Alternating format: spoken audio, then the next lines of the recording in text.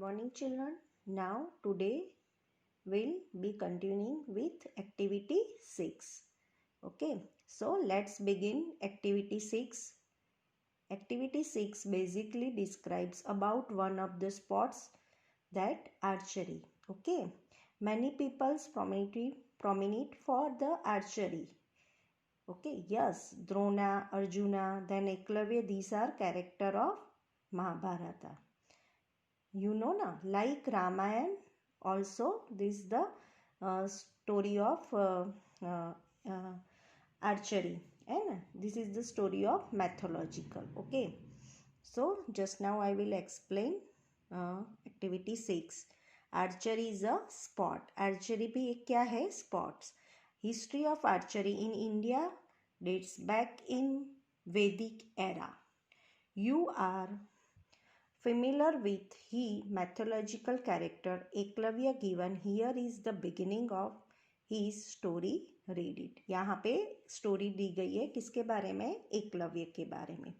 सो हम पढ़ेंगे एकलव्य के बारे में, और ये पूरी स्टोरी आर्चरी पर है. Archery is the one of the spot. Okay, so now begin with the story. This is the story of a long gone era in the country of India nearly 5000 years back. मतलब बहुत पुरानी ये story है, 5000 years पहले की. lived a boy named Eklavya, the son of tribal chief in the forest of kingdom Hastinapur. Okay, यहाँ पे जो एकलव्य नाम का लड़का था जो रहता था, उसका नाम था एकलव्य. वो कहाँ पे रहता था, हस्तिनापुर में. और हस्तिनापुर में जो एक ट्राइबल चीफ था, ट्राइबल चीफ मतलब जो फॉरेस्ट जंगल में जो होता है, जो चीफ, जंगल का जो चीफ मतलब राजा बोलते, और वो हस्तिनापुर किंगडम में रहता था. Eklavya was a brave, handsome boy. He was loved by all, but he was not happy. मतलब वो सबको, he was loved by all, वो सबको लव करता था. वो एक हैंडसम बॉय था, ओके, एंड ब्रेव था. But he was not happy, पर वो खुश नहीं था.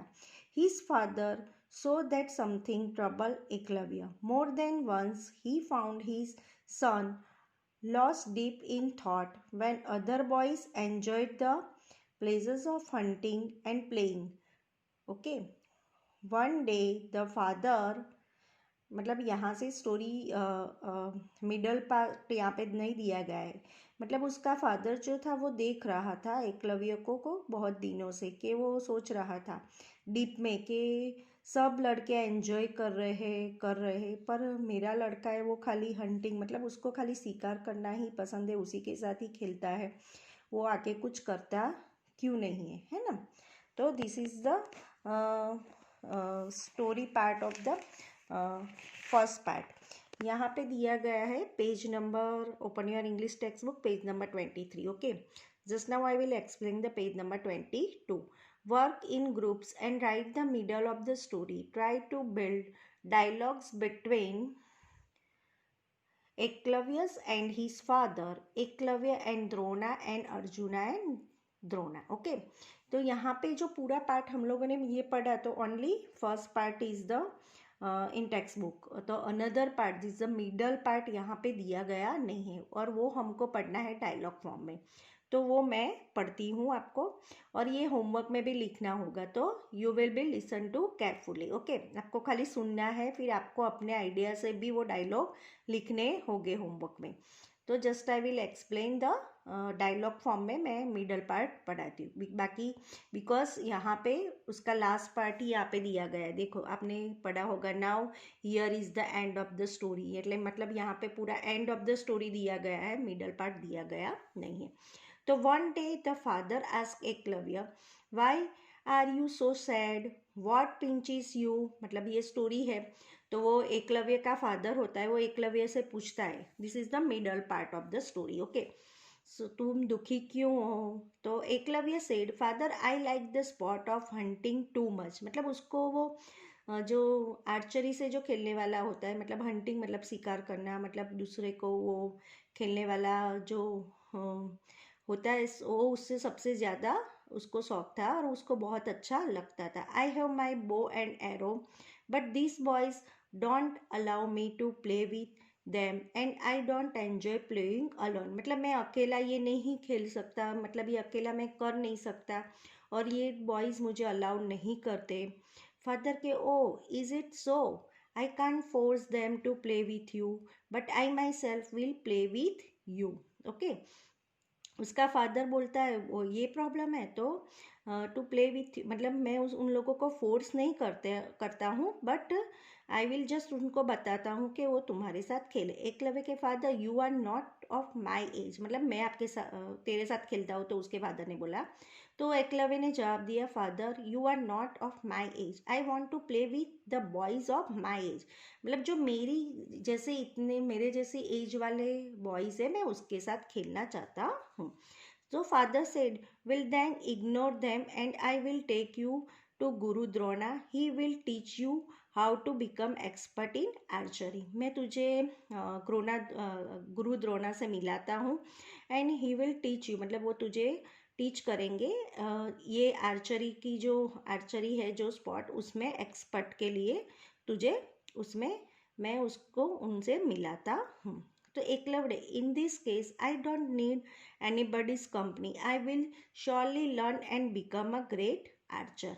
मतलब एकलव्य ने कहा ओके, आई डोंट नीड, मुझे किसी की ज़रूरत नहीं है, मैं उनसे अकेले भी सीख लूँगा। एकलव्यस father takes him to guru Drona one day. मतलब एकलव्य के फादर उसको गुरु द्रोणा के पास एक दिन लेके गए।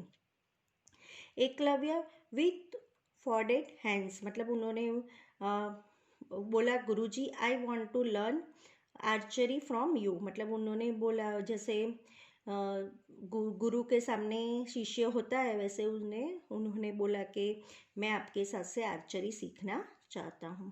तो द्रोणा ने बोला, well I will sure teach you but will you tell me which caste do you belong. मतलब तुम कौन सी कास्ट से बिलोंग करते हो।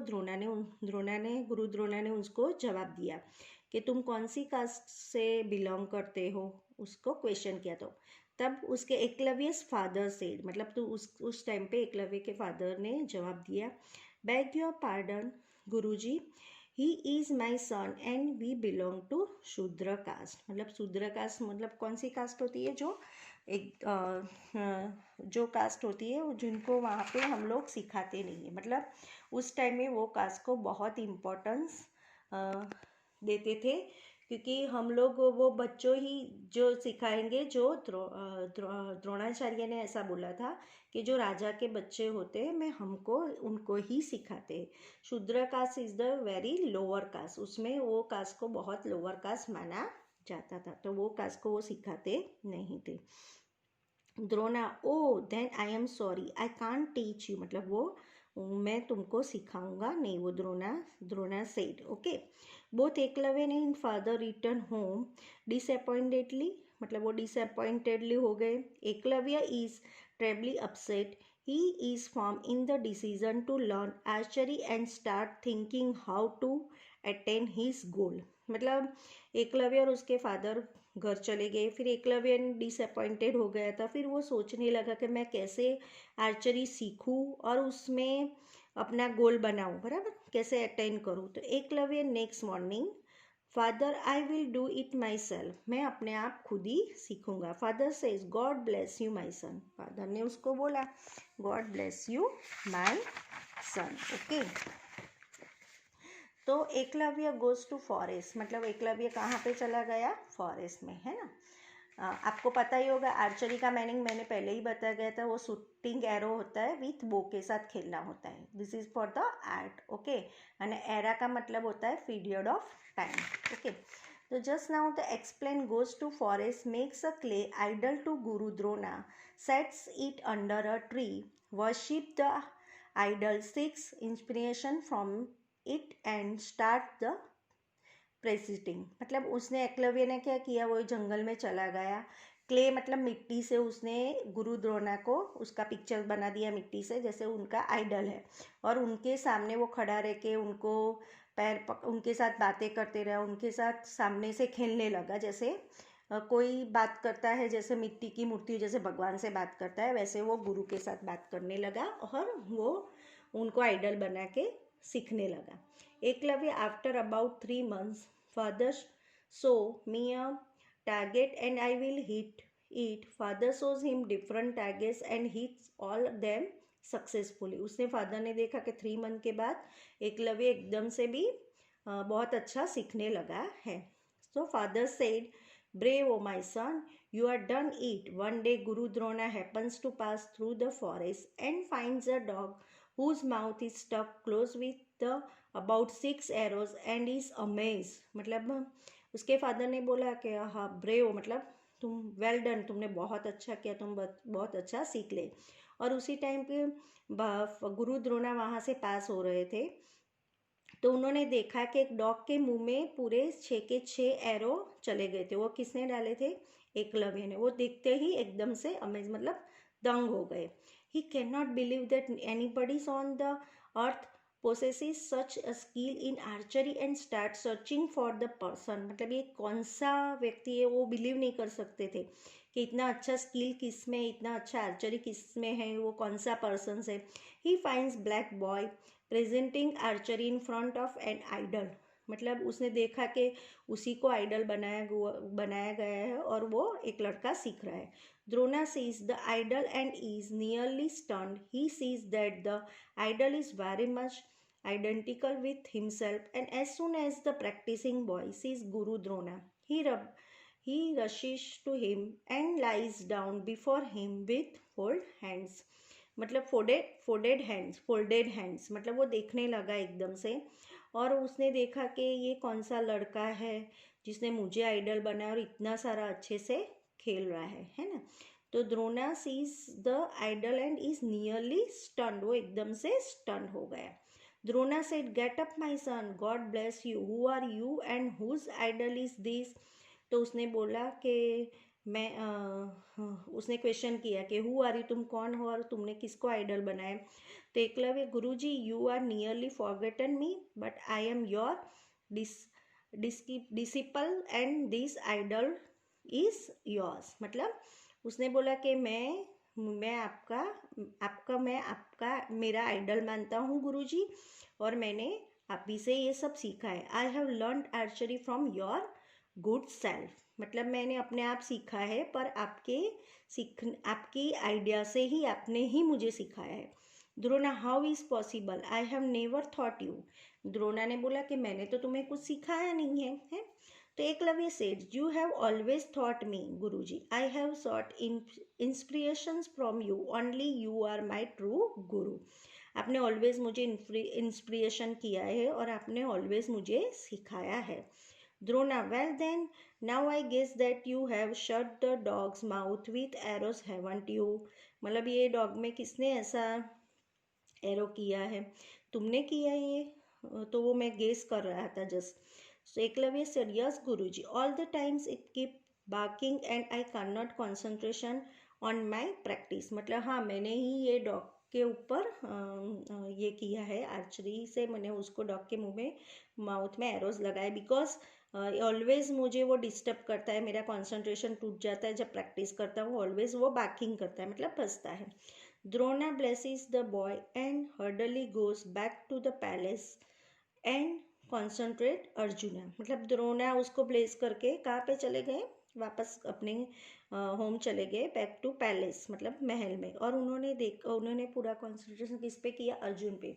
Drona said, Arjuna today I have come across the tribal boy who can do miracles in archery, he may prove a great challenging to you tomorrow. मतलब एक tribal लड़का है, इसके साथ तुम्हें कल तुमको अब खुद को प्रूव करना है. ही इज़ बेस्ट आर्चरी, मतलब बहुत अच्छा वो आर्चरी है. सो उसको चैलेंज तुझे करना है. अर्जुन ने कहा, Arjun said, I don't believe it, nobody on the earth can equal me in archery. Arjun को ऐसा लगा कि मेरे से अच्छा कोई आर्चरी है नहीं. Nobody on the earth can equal me in archery, मेरे जैसा अच्छा कोई आर्चरी है नहीं. Drona said, Arjuna, I have seen it with my own eyes. Don't underestimate him. He can not only equal you but also can do better than you. His dedication is them does. Okay. ट्रेमेंडस, मतलब उसने ऐसा बोला कि अर्जुन तुम अपने आप को, मैंने देखा है तुम अपने आप को अंडर एस्टिमेट मत करो, क्योंकि मैंने देखा है वो तुमसे इक्वल नहीं पर तुमसे बहुत अच्छा उसने मैंने डेडिकेशन देखा है। ट्रेमेंडस मतलब बहुत ही अच्छा वो तुमसे वो है archery. Arjun said, oh is it's so, then I will have to practice more, तो मुझे उससे ज़्यादा प्रैक्टिस करनी पड़ेगी। Drona lives but trebly upset as he was already promised Arjuna that he will never teach anybody who can beat him a archery. The next day Drona returns to Eklavya, मतलब Eklavya and seeing Guru Drona bows down and seeks a blessing, anything that I can do for your kind self Guruji. Eklavya ने बोला, Drona, well do you believe that I am your guru and I have thought you archery, मतलब मैंने तुझे अच्छे से सीखा। एकलव्य ने बोला कि मैं आपने ही मुझे सिखाया है। Eklavya says, certainly guruji, how can I prove my loyalty to you, you command me and I am ready to do it. Drona said, well then give you me your right thumb. Eklavya ने बोला कि मैंने आपसे सीखा है तो मैं इसके लिए क्या प्रूव कर सकूँ, मैं आपको इसके लिए क्या लॉयल्टी दे सकता हूँ, तो आप मुझे वो कमांड दो, मैं आपका जो भी आप बोलेंगे मैं उसका पालन करूँगा। तो द्रोणा ने मांगा, well then give me your right thumb, मुझे तुम्हारा राइट थंब चाहिए। एकलव्य स्टंड हो गया एकदम that moment, but the next moment उन्होंने finds a big knife and cuts off his right thumb and offers to devotedly to guru Drona, मतलब उसी time उसने उसको गुरु द्रोणा को वो अपना थंब दे दिया। Okay, this is the for the dialogue. Now here is the end of the story. Here is my guru dakshina, Drona Eklavya said, I am happy that you have made me your disciple, even if I am मैं शूद्रा Hunter. Okay, मेरी तरफ से आप मेरी गुरु दक्षिणा समझ लेना, ऐसा एकलव्य ने बोला।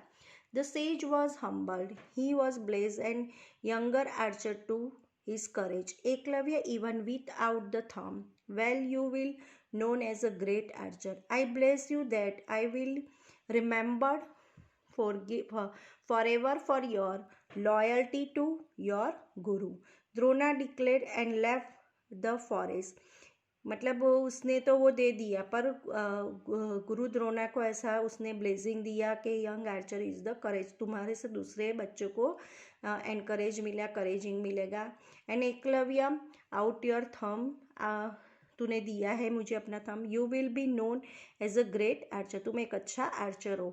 आई ब्लेस यू, मतलब वो उसको ब्लेस करता है और उसको अपनी लॉयल्टी के लिए गुरु उसको अच्छे से मानता है, और उसको द्रोणा उसको डिक्लेयर करके वहाँ से जंगल में से चला जाता है। He was moved and grieved at his own actions, but he was content that his promise to Arjuna was not broken. The gods bless Eklavya from above, मतलब उसको पता ही था कि वो एकदम अच्छा आर्चर है, बट उसने ऑलरेडी अर्जुन को प्रॉमिस कर दिया था और वो उसको उसका प्रॉमिस तोड़ना नहीं चाहता था, इसीलिए उसने एकलव्य से अपना गुरु दक्षिणा मांगी थी। But despite his handicap Eklavya continued the practice archery, उसका भले थंब नहीं था पर वो मिडल उंगली से, लिटल उंगली से, मतलब लिटल फिंगर, मिडल फिंगर से अपनी प्रैक्टिस उसने आर्चरी की चालू ही रखी थी। How could he do so, मतलब तो भी वो अच्छे से अच्छा आर्चरी रहा था। When one is dedicated one can make even mountains bow with practice. Eklavya could shoot arrows with his index and middle finger and he's become greater archer than he was ever before. His renown spread far and wide. When Drona came to know this, he blessed the boy silently and began for divine forgiveness, मतलब उसने मन में से भगवान से उसके लिए प्रार्थना मांगी, उसके लिए ब्लेस किया, कि वो बॉय मैंने गलत किया है, पर उसके पास कोई ऑप्शन नहीं था, उसने अर्जुन को प्रॉमिस कर दिया था, उसके लिए उसके गॉड से फॉरगिवनेस के लिए बोला और साइलेंटली उसके लिए प्रे किया. And true to Drona blessings Eklavya it still praise at the most loyal and brave student in the epic of Mahabharata. मतलब आज के ज़माने में आज भी उसको एकलव्य को सब लोग एक ब्रेव स्टूडेंट की तरह जानते हैं महाभारत में. और वो द्रोणा भी उसको ब्लेजिंग, द्रोणा का ब्लेजिंग भी है उसके लिए. स्टिल प्रेज, वो भी उसके लिए प्रेज करते हैं और उसके लिए एक लॉयल्टी जैसा करते हैं, है ना. तो जस्ट आई वॉज साइलेंटली उसको ब्लेजिंग दिया है कि he know how to cope up, है ना. दिस इज द डिसेबल था तो भी उसने इतना सारा अच्छा काम किया था. आई वॉज सजेस्ट कितने लॉयल थे वो अपने टीचर्स के लिए, है ना. यू नो ना, because regarding for not teacher for elders. तो मैं भी आपको हमेशा बोलना चाहती हूँ कि आप हमेशा लॉयल रहो, ऑनेस्ट रहो, true to your karma, always respect each other. मतलब जब आप किसी को रिस्पेक्ट करते हो तो वो भी आपको रिस्पेक्ट देंगे. Okay students, thank you.